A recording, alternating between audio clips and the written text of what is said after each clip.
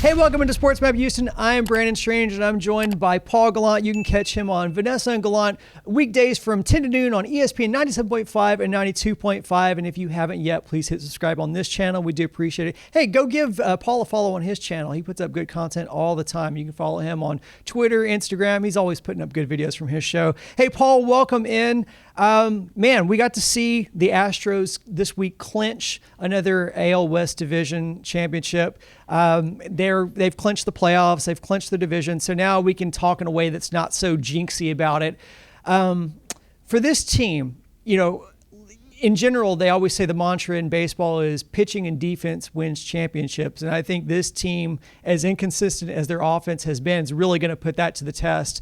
So let me ask you, do you think they have enough offensively to make it out of the AL and into the World Series? Well, with what you've seen out of Yordan Alvarez of late, the American League Player of the Week, I'm feeling pretty good.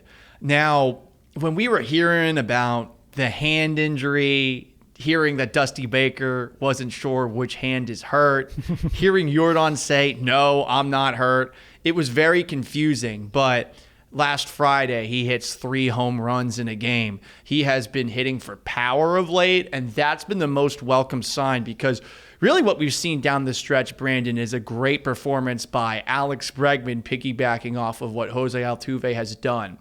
I feel very confident in those 3 bats. With how Dusty Baker formats the rest of the lineup, that I am wondering about because I think you got to continue to find ways to have Christian Vasquez and Trey Mancini in the lineup, no matter how you feel about Martin Maldonado calling pitches behind the plate.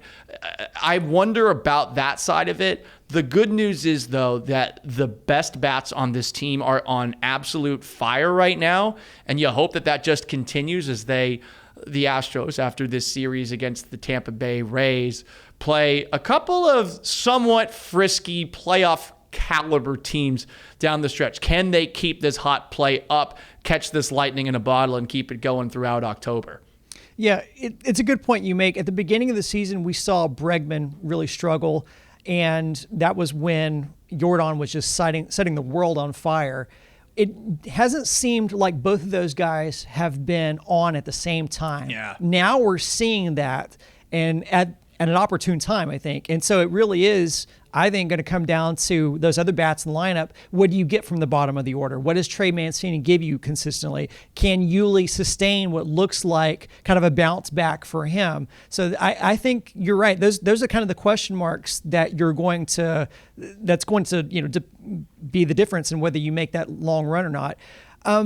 Another guy who's been thrust upon the scene here is Hunter Brown. And we saw him this week come out of the pen. Same filthy stuff, same result. So I think it's safe to say, I don't want to get ahead of ourselves here, but I think it's safe to say you can't leave Hunter Brown off of the playoff roster. But somebody has to be, because this is a really deep starting rotation, a really effective bullpen, but there's only so many slots. So now if we do assume Hunter Brown is in, who gets left out of the bullpen? It's a good question. I think there's a lot of guys that are out there, and while maybe you look at them statistically and you feel pretty good about them as a pitcher, then you feel a lack of confidence when they're out there. I know for me personally, as someone who covered him in Seattle and now covering him here, Rafael Montero makes me nervous as hell. I don't think that would be the smartest move to move him out of the bullpen. I think this is the best part about where the Astros are. This is the luxury that they now have, being this far ahead. I think that the performance that we saw from Hunter Brown against the Rays was an awesome first start. He's striking out Randy Arozarena in that first performance out of the pen. Can he continue to do it? I think before you put the cart ahead of the horse, if you will, and I know we were talking about that a little bit earlier, I'd like to see Brown do it a couple more times just to be sure that he's comfortable in this bullpen role.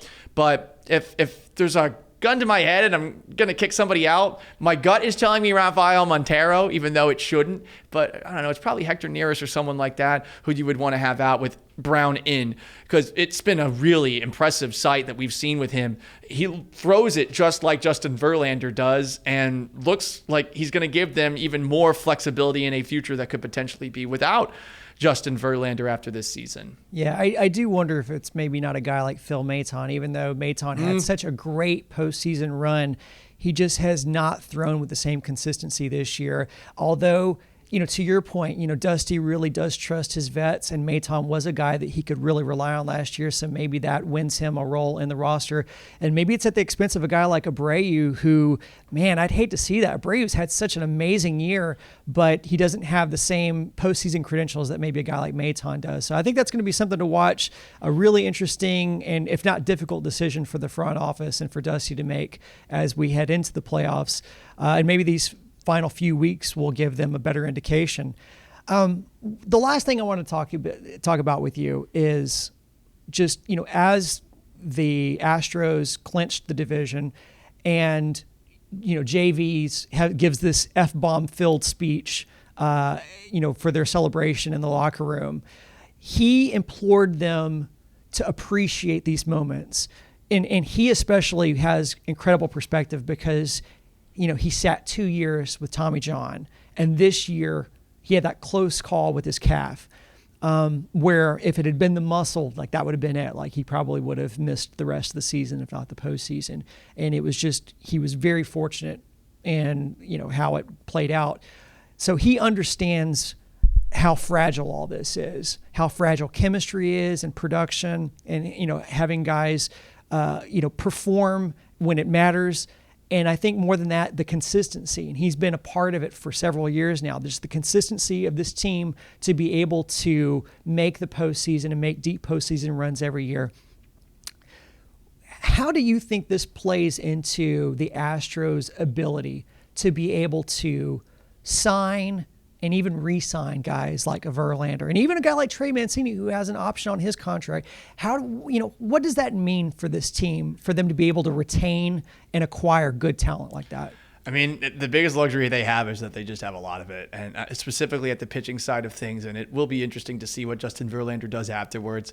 We were talking about it this morning on Vanessa and Gallant. It was what we heard from Verlander talking about that speech after the fact, him thinking, okay, I might not have that much longer here in Houston. Could it be something else at play? But the appreciation is something that I can imagine a lot of guys in this clubhouse take for granted. They've been to 5 straight American League Championship Series. They have won 5 of the last 6 American League West crowns. And, the one year they didn't, it was that weird pandemic year. Doesn't even count. Right. So I can understand how players here would take it for granted that you're going to be here every single year. But no, they should look at themselves in the mirror and realize that what this team's been able to put together over the last half decade is arguably the greatest run sports-wise in this city's history. And if they're able to get another World Series to put the cherry on top, that's great. I'm curious as to how all of the new guys that are aboard this team are feeling about it. And I'm glad you mentioned Trey Mancini, who was asked about being in this clubhouse afterwards. You're in Baltimore for such a long time. I mean, that's an organization that has just had really bad luck and hasn't exactly put the money in so that they can attempt to win or even contend. And here he is in a year where they actually are good, going to a much better situation. I feel like someone like Mancini would definitely consider coming back, opting in with a team like this, just given that this is feeling like a God-given right every single year that this team is going to cruise through a weak AL West and, of course, eventually get to the ALCS. We will see, of course, how this all plays out, but it's pretty damn good to just put your feet up and relax with about 2 weeks left in the season as an Astros fan.